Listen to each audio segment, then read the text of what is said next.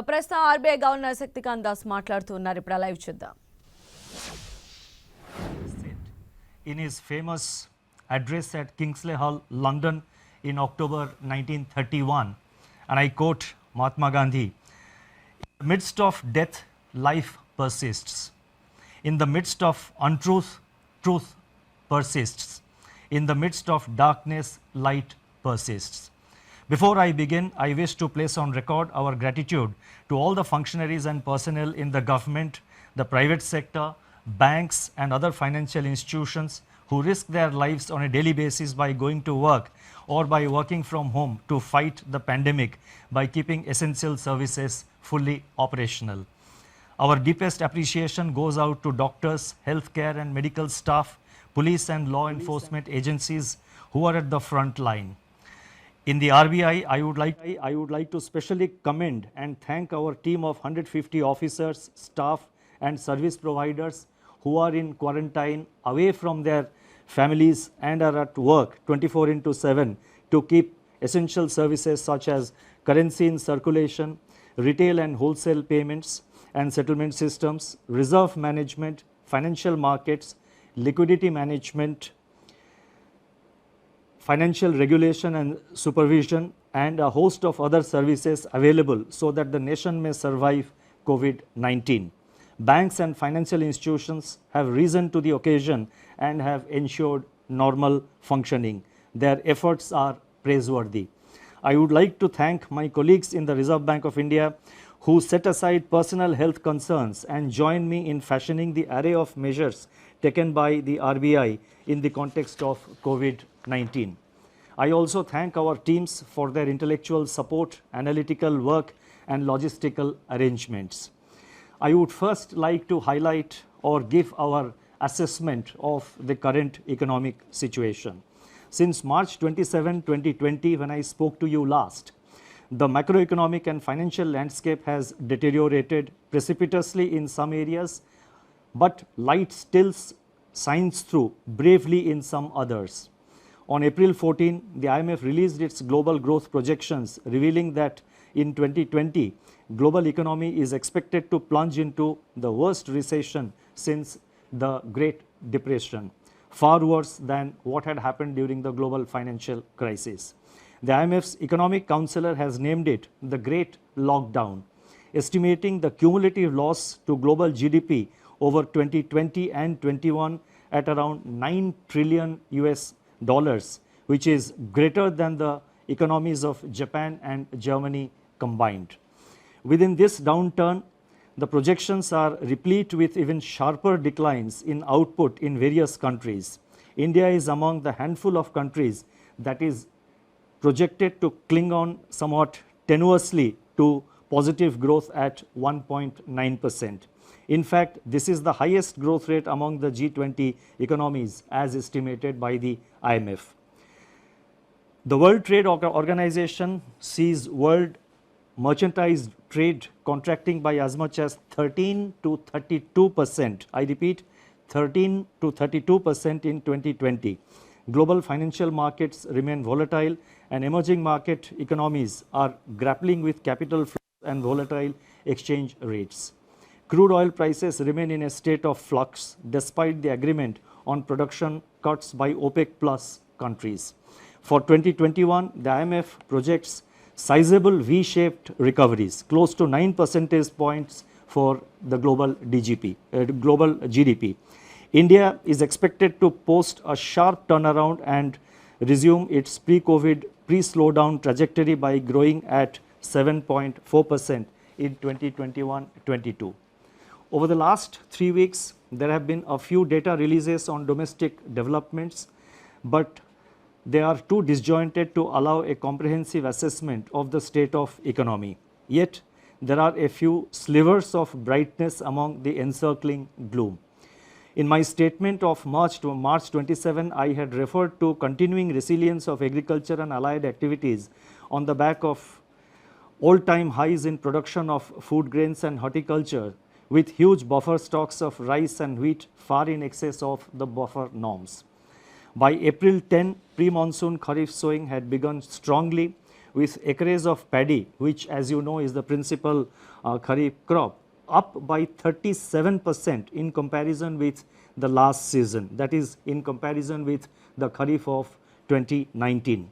States such as West Bengal, Telangana, Odisha, Assam, Karnataka and Chhattisgarh are leading in sowing activity despite the lockdown.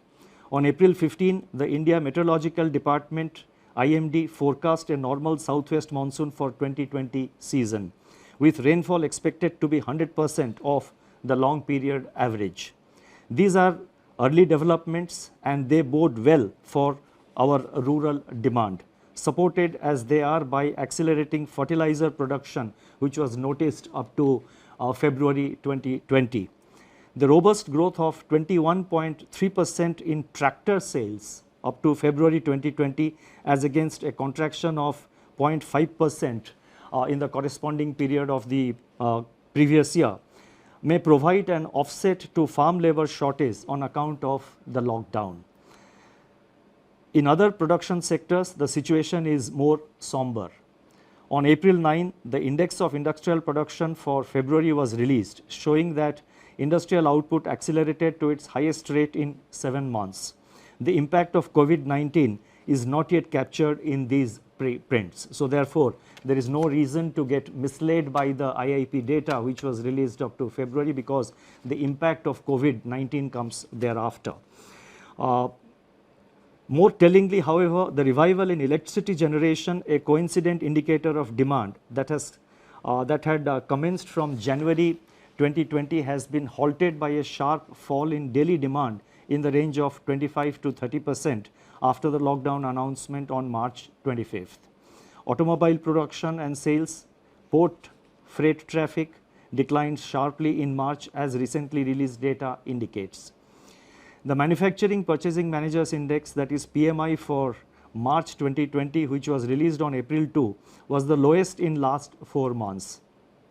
Notably, suppliers' delivery time lengthened for the first time in 5 months, indicating supply disruptions. The April 6 release showed that services PMI declined into contraction in March 2020, pulled down by a sharp downturn in export business, new domestic orders and employment. In the external sector, the contraction in exports in March 2020 at minus 34.6% has turned out to be much more severe than during the global financial crisis. However, amidst all this, the level of foreign exchange reserves which we have continue to be robust at US dollar 476.5 billion on April 10th, equivalent to 11.8 months of imports. Turning to the status of banking operations since the nationwide lockdown was imposed by the Government of India, the RBI has taken a number of steps to ensure normal business functioning by the entire banking sector. As a result, payment infrastructure is running seamlessly. Banks have been required to put in place business continuity plans to operate from their disaster recovery sites and or to identify alternate locations for critical operations so that there is no disruption in customer services. Our data show that there was no downtime of internet or mobile banking. On an average, ATM operations stood at 91% of the full capacity. The average availability of business correspondents is over 80%. Regional offices of RBI have supplied fresh currency of rupees 1,20,000 crores from March 1 till April 14th to currency chests across the country to meet increased demand for currency in the wake of COVID-19 pandemic. Banks have indeed risen to the occasion by refilling the ATMs regularly despite several logistical challenges. In my statement of March 27, I had indicated that together with the measures announced on March 27, the RBI's liquidity injection was about 3.2% of GDP since February 2020 MPC meeting. And as you would recall, the February 26, the February MPC meeting, the announcements were made, if I recall correctly, on 6th of February. So from 6th February 2020 till March 27th, including the announcement made on March 27th, RBI had injected injected liquidity of an amount equivalent to 3.2% of our GDP. Since then, that is since March 27th, surplus liquidity in the banking system has increased sharply in the wake of sustained government spending. Systemic liquidity surplus as reflected in net absorptions. I am talking about net absorptions, that is the difference between the taking into account both the reverse repo and the repo. So therefore, the systemic liquidity surplus as reflected in net absorptions under the LAF averaged at about rupees 4.36 lakh crore during the period March 27th to April 14, 2020. As announced on March 27th, it took 3 auctions of targeted term repo operations, that is TLTRO, injecting cumulatively rupees 75,041 crore to ease liquidity constraints in the banking system and distress financial markets. Another TLTRO auction of rupees 25,000 crore is being conducted today. In response to these auctions, financial conditions, now this is very important, in response to these conditions, financial conditions have eased. I correct myself, in response to these auctions, financial conditions have eased considerably as reflected in the spreads on money and bond market instruments. Moreover, activity in the corporate bond market has picked up appreciably with several corporates making new issuances. There are also some indications that redemption pressures faced by the mutual funds have also somewhat moderated. Against this background, and as I mentioned that we have been constantly monitoring the situation after considerable internal deliberation and after monitoring the evolving situation, and in our effort to see that the financial system is fully functional, the markets are fully functional, we have in RBI decided to announce certain additional measures, and I would now like to elaborate upon them.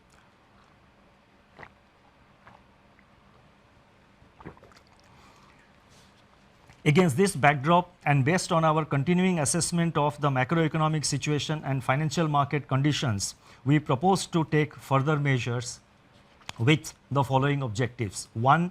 To maintain adequate liquidity in the system and its constituents in the face of COVID-19 related dislocations. 2. Facilitate and incentivize bank credit flows. 3. Ease the financial stress. And 4. Enable the formal functioning of markets.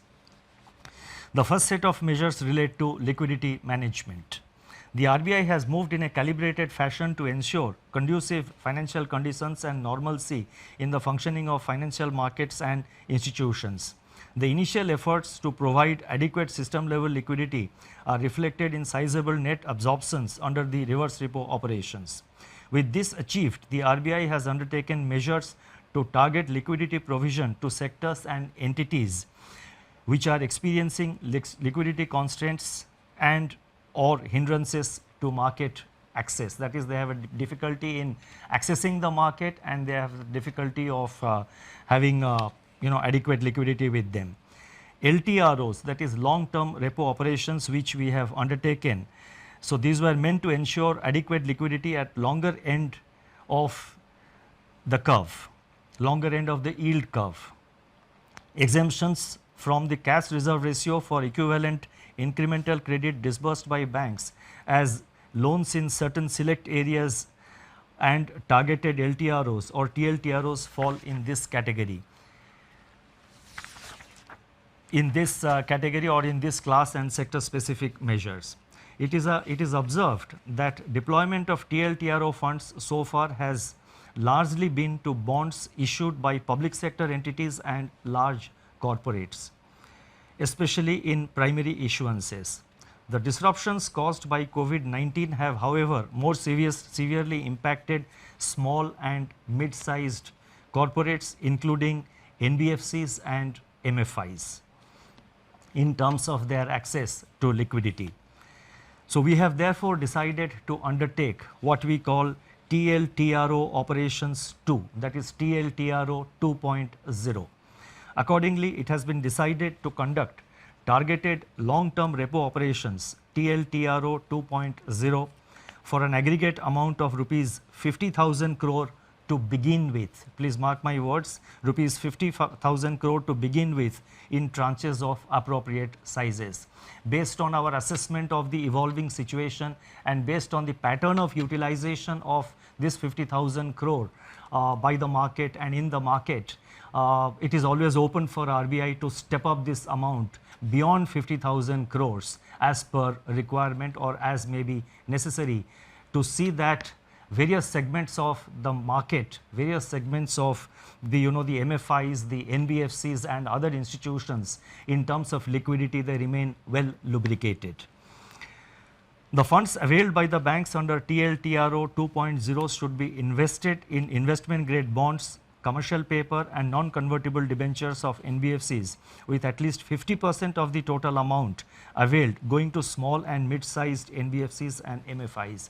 So therefore, the emphasis will be to see that there is adequate flow to the mid-size and the small NBFCs as well as to the MFIs.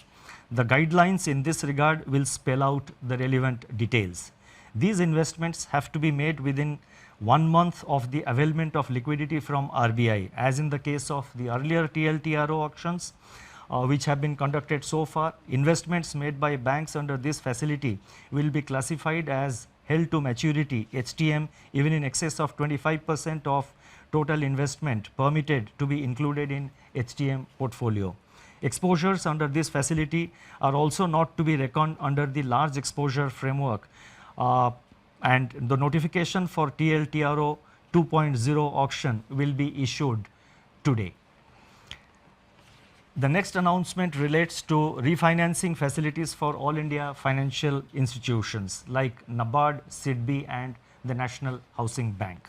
All India financial institutions such as NABARD, SIDBI and National Housing Bank play an important role in meeting the long-term funding requirements of agriculture and the rural sector, small industries, housing finance companies, MFIs and NBFCs. These all India financial institutions normally raise resources from the market through specified instruments which are allowed by the Reserve Bank of India, in addition to of course relying on their own resources. In view of the tightening of financial conditions in the wake of COVID-19 pandemic, these institutions are today facing difficulties in raising resources from the market. Accordingly, it has been decided to provide special refinance facilities for a total amount of rupees 50,000 crores to NABARD, SIDBI and NHB to enable them to meet sectoral credit needs. This will comprise of rupees 25,000 crore to NABARD for refinancing regional rural banks, that is RRBs and cooperative banks and microfinancial institutions. Rupees 15,000 crore will flow to SIDBI for on-lending and refinancing, and as you know, SIDBI will be lending this money to by way of providing refinance to scheduled commercial banks as well as to other financial entities, NBFCs, MFIs, etc., who sanction loans to the MSME segment of the economy. And NHB will be allotted rupees 10,000 crore for supporting housing finance companies, HFCs. Now these amounts which I announced, that is totally 50,000 crore, of which 25,000 crore goes to NABARD, 15,000 crore goes to SIDBI and 10,000 crore goes to NHB.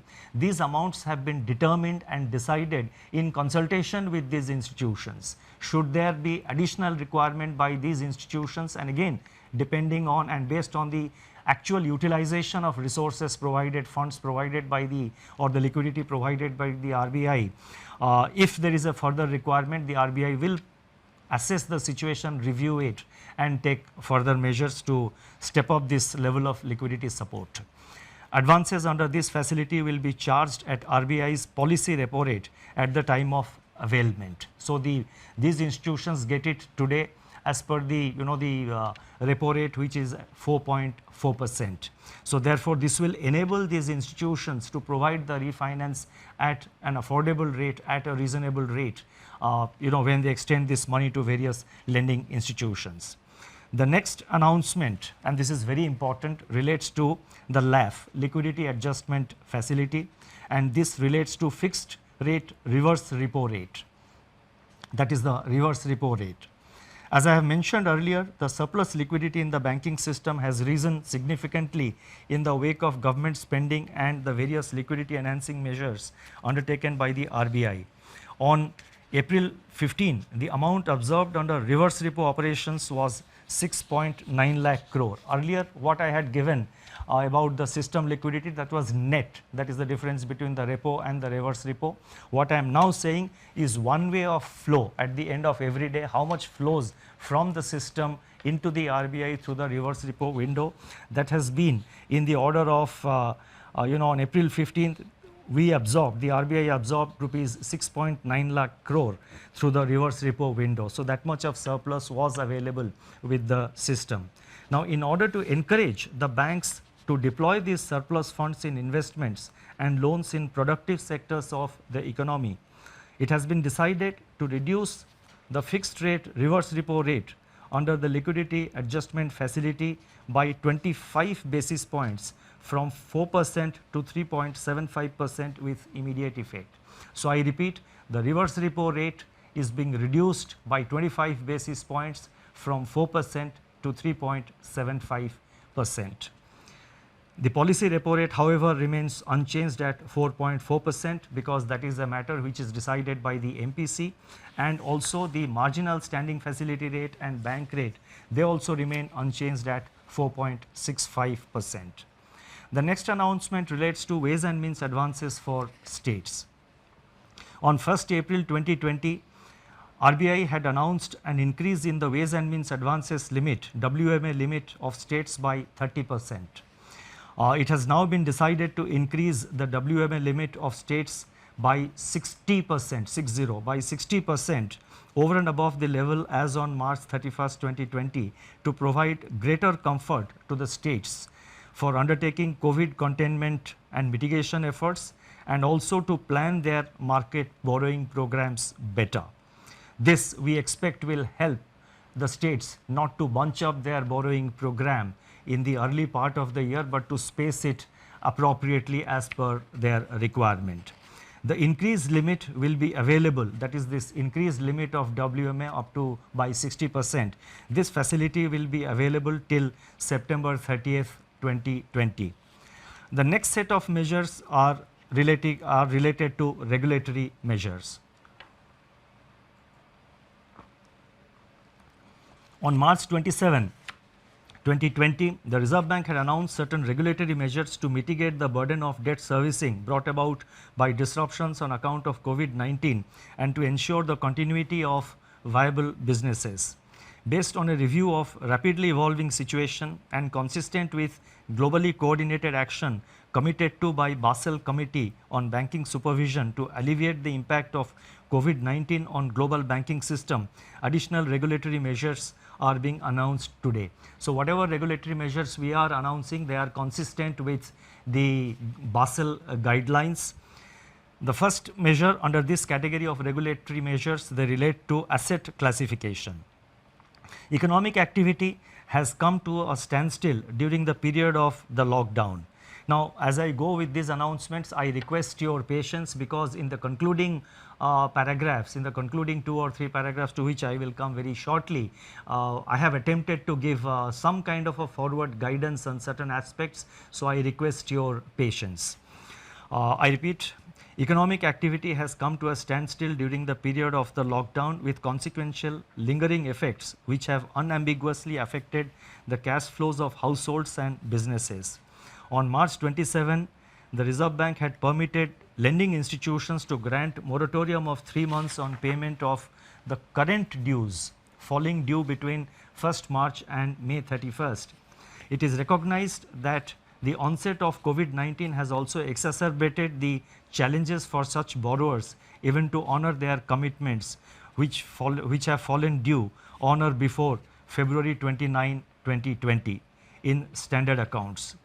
The Basel Committee on Banking Supervision has taken cognizance of the financial and economic impact of COVID-19 and very recently announced that the payment moratorium periods public or granted by banks on a voluntary basis relating to COVID-19 outbreak can be excluded by banks from the number of days past due in respect of NPA recognition.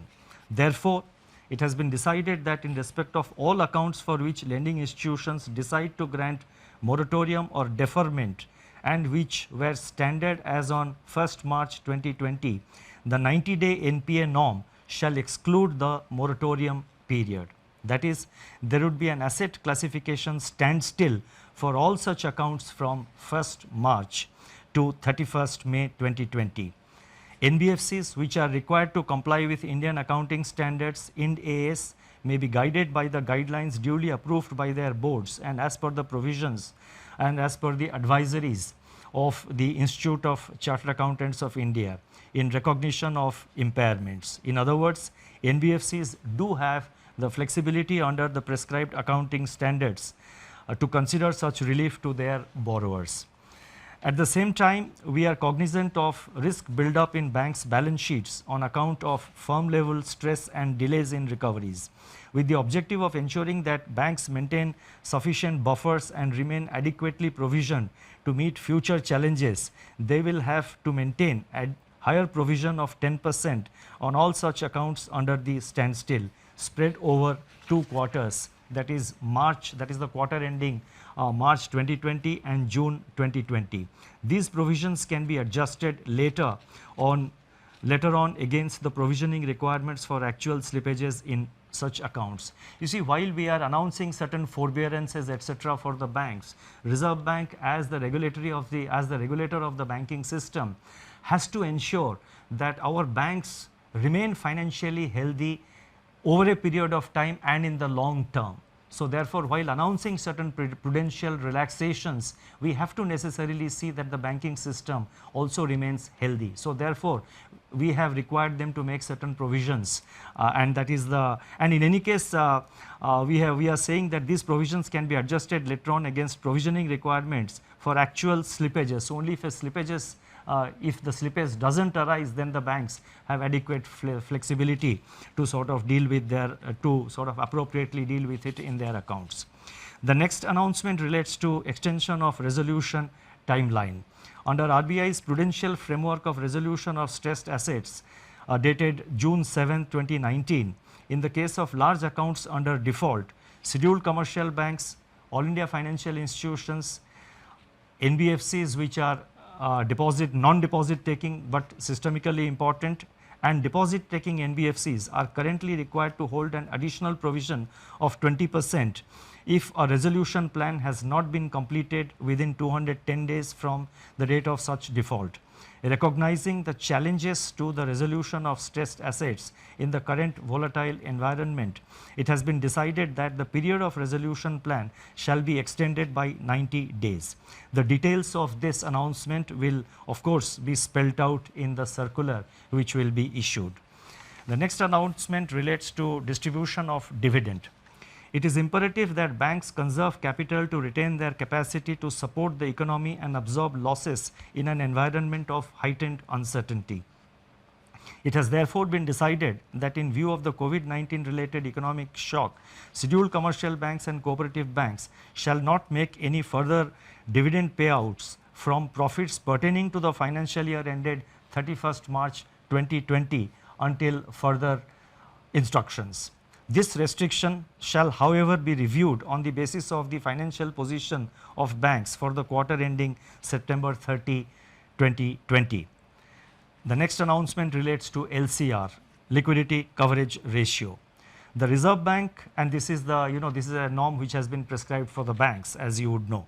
Reserve Bank has been proactively taking measures to address systemic liquidity issues through a slew of monetary and market operations. In order to ease the liquidity position at the level of individual institutions, the LCR requirement for scheduled commercial banks we have now decided that the LCR requirement of scheduled commercial banks will be brought down from, it is being brought down from 100% to 80% with immediate effect. I repeat, LCR requirement is being brought down from 100% to 80% with immediate effect. The requirement shall be gradually, however, restored back in 2 phases. 90% by 1st October 2020 and 100% by 1st April 2021. The next announcement relates to NBFC loans to commercial real estate projects. In terms of extant guidelines for banks, the date for commencement of commercial operations, DCCO, in respect of loans to commercial real estate projects delayed for reasons beyond the control of promoters can be extended by additional 1 year over and above the 1 year extension permitted in the normal course without treating the same as restructuring. And restructuring, as you know, would obviously have implications for asset classification. It has now been decided to extend a similar treatment to loans given by NBFCs to commercial real estate. This will provide relief to NBFCs as well as to the real estate sector. Now, before I go to the concluding remarks, let me mention that the RBI, as I mentioned earlier, is monitoring the situation very closely. We are very vigilant about the developments, and whenever required, we will make necessary announcements. And so therefore, this is not the last of the announcements that we are announcing today to deal with the situation. As the situation warrants, we will be announcing new measures to deal with the challenges. Our effort is always to remain proactive and also to respond to the emerging challenges. Now, let me now move to the concluding portion of my remarks. In conclusion, I would like to review recent developments relating to inflation and the outlook without infringing in any way the mandate of the Monetary Policy Committee.